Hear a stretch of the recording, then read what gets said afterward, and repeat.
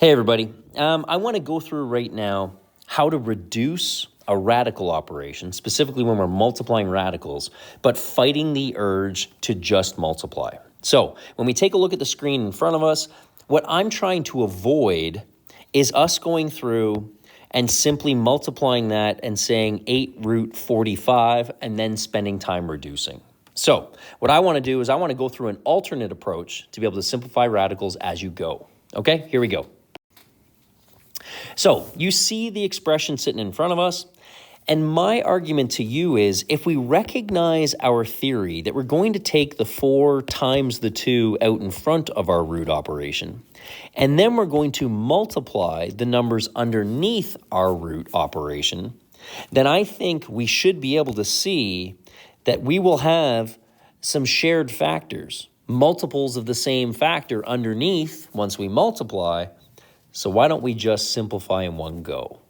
So can you see right now the extra 5 and 3 you're about to put underneath the root and your 2 3s? If you can, here's how I would tackle it if I were you. I love factor trees. I think factor trees make your life so much easier. So if we recognize right off the bat that 15 is 5 times 3, then when we go to multiply these things together, an optional green line would be to say we're going to take the 4 times the 2, but then you can see that we're going to have 1 3 underneath our radical and another 3. So there's our 9. Or we can take the square root of the 2 3s and get the 1 3. I'm just going to put that in blue so we can see where it came from. Then what we're left with, the only number, the factor that doesn't have a pair is that 5. That's what's left underneath the root. And so if I was to tackle this problem, start to finish, I would end up going no green line, but rather 4 times 2 is 8, and then I can see my 2 3s on the inside of my root. So when I take my square root of those 2 3s, I get 1 3. So I have my 8 times my 3, which is 24. And the only thing that doesn't have a pair, I have to leave the root 5 operation still in there. So if I was attempting this problem, I'm going straight down to that gold solution, and I'm not writing in the green.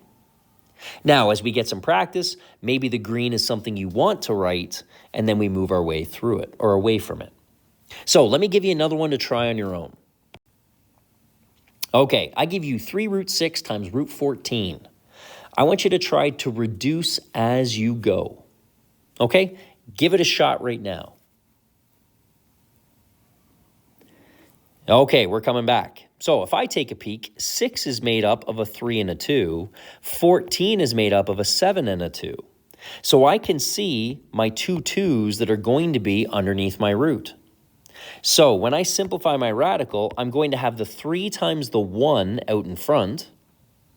Then I'm going to have the 2 that I can see. So 3 times 2, there's my 6. What I don't have pairs of is that 3 and that 7. So I'm going to put those back together underneath my root, and I'm going to jump to my 6 root 21. There you go.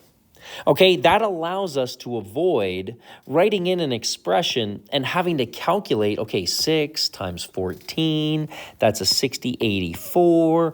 Now you're trying to do your factor tree to be able to break down 84. And why bother?